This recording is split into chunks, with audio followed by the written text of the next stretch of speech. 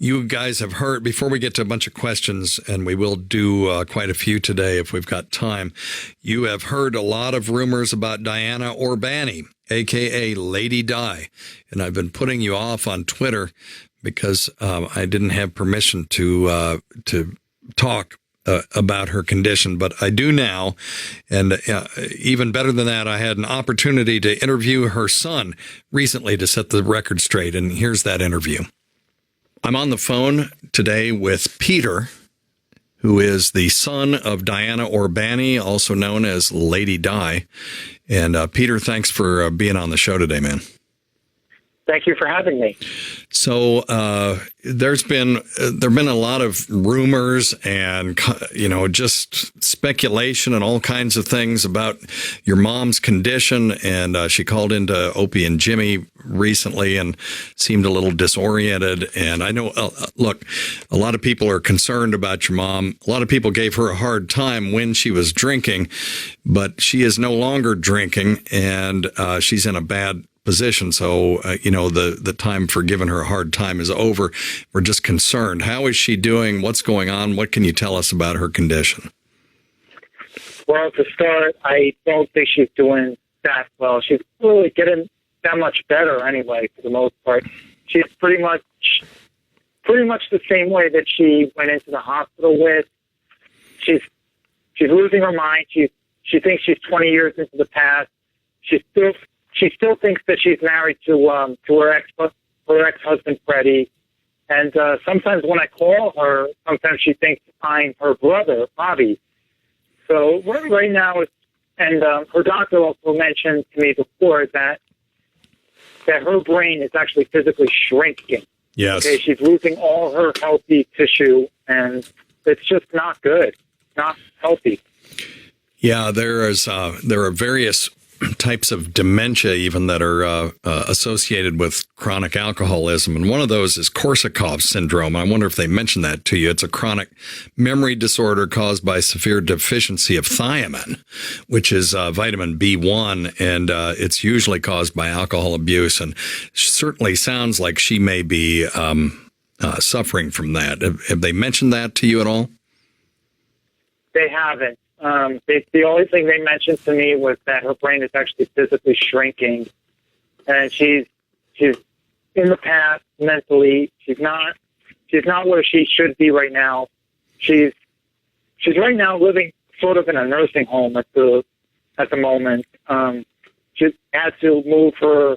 They had to get rid of her apartment because the nursing home is going to be taking a pretty big portion of her money. Yeah. That she gets from Social Security. So right. But yeah, no, they didn't mention to me anything about the types of dementia. They just mentioned to me that it's dementia, and they did mention also to me that she could take vitamin C, right, but it would have little to no effect, pretty much. Well, they should give it to her anyway. Very little, if anything. In my opinion, they should give it to her anyway because there's no harm in a B vitamin. But right. They'll usually getting a multivitamin. Okay. And I mean, sometimes people will recover from this. It just depends on, I say recover. Sometimes they'll get better.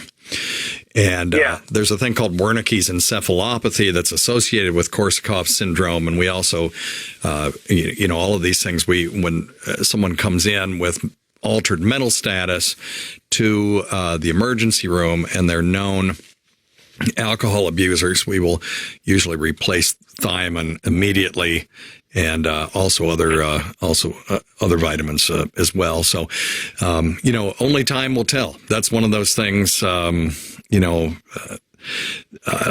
Statistics are the only crystal ball that we have, but as you know, statistics don't apply to the individual. So we'll just have to see. And over the next probably 6 months, we'll sort of know what you're stuck with. Right. Well, even like with drug use, that sometimes drug use can cause someone to lose their mind and not have that person like not know what day it is or that kind of thing. But eventually they recover because the body has a way of just sort of healing its own self, so to speak. Yep. But yeah, she's right now just like way out there, and okay, the conversations are just like Yeah. not good, you know. Well, I'm sorry to hear that. You know, there's at least 16, almost 17 million adults ages 18 and older that have an alcohol use disorder in this country. It's a very common disorder. And, you know, are there other people in your family? I mean, of course, you're the adult child of an alcoholic, so you have some risk for other things as well, including, you know, depression and anxiety and those kinds of things. How has this whole thing affected you? And obviously, hearing your mom on the radio and having people on Twitter, you know, just absolutely trashing her at times, particularly there at the end, it can't be easy for a child to see. No, it's not. And it's very stressful because every day I'm dealing with a person from my family calling me to ask about my mom and this and that. And it's just at a point where it's like there's so much pressure to do this, get the nurses to do this and do that, talk to this person, talk to that person. There's a lot of pressure, and there is also a lot of anxiety. And it also does, like you said, get very depressing because this is the mom that I grew up with back in the 90s who used to take me to Yankee games and do all kinds of, all that kind of good stuff, you know, as a mom should do, you know. But I tell you, it's just so hard because for so many years, people around her have been trying to get her to quit drinking, and she just refuses to do it. Yeah. It's awful. Well, she and I talked. It's very. I'm sorry. Go ahead. And it's very flat out depressing, basically. And even at work, like sometimes at my job, I go to work. I try to get away from that and just focus on my job. But even on occasion, my job will ask me, how's my mom doing? And it's just so hard. Yeah. What are you going to say? Well, I was just going to say, she and I talked multiple times, and we tried, soft love. We tried tough love. And I know that she would not have chosen where she is now. And the fact that so many people were telling her to change her behavior, and yet what it looks like is she refused to change, just tells me that she wasn't capable of it. That disease had such a strong hold on her that she, you know, and that's the definition of an addiction, is when you use a substance beyond the point of harm. And she was far beyond the point of harm and still didn't do it. And oh yeah. And it just, that tells me, I mean, no one would have chosen this path. She was just in the grips of something, and that she just was felt incapable of escaping from that railroad track, you know, that she was on. It's heartbreaking. Yeah, and it is hard.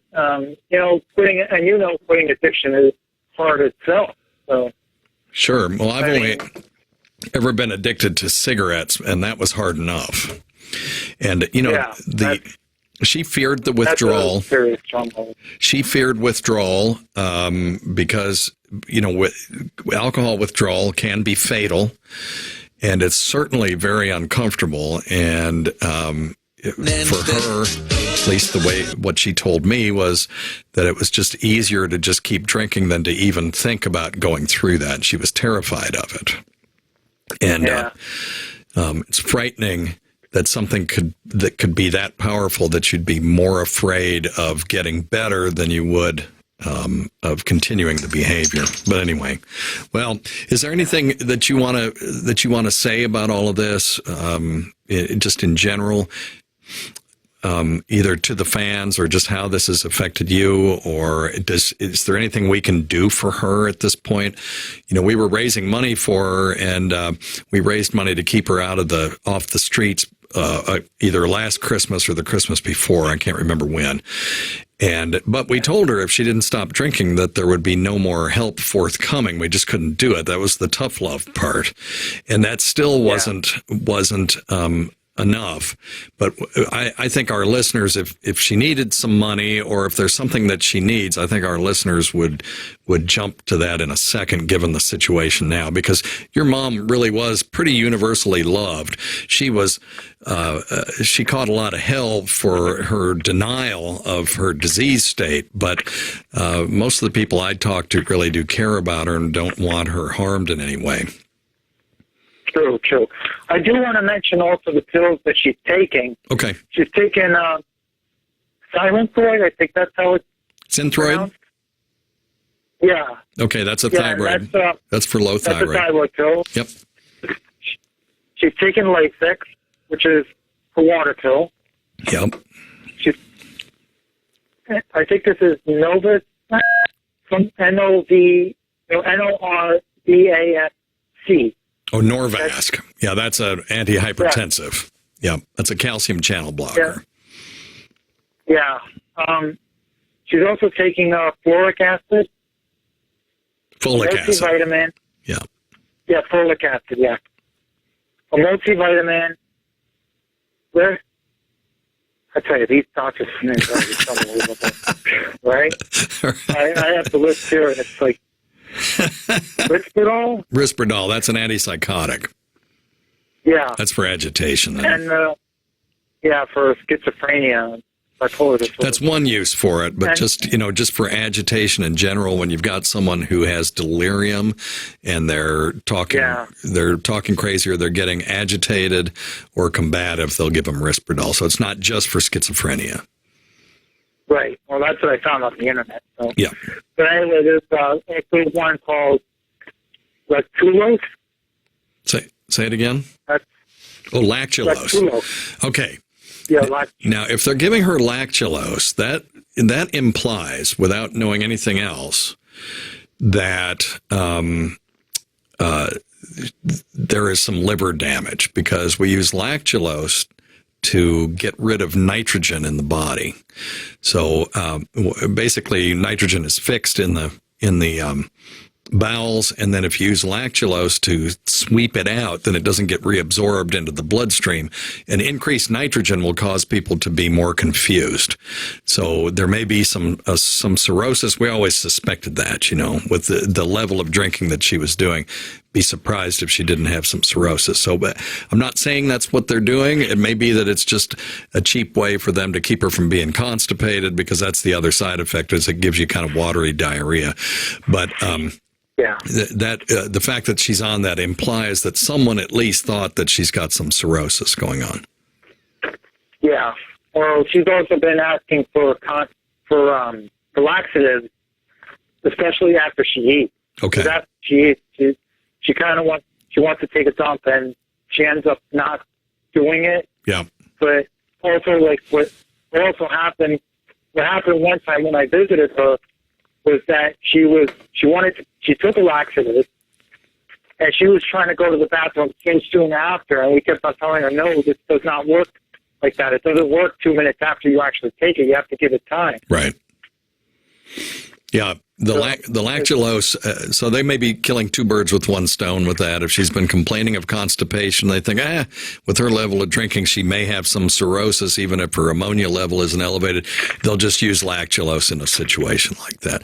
And it does give you sort of a watery diarrhea. You try to time it or give a dose so that a patient has 2 or 3 loose stools a day. So, yeah. Okay.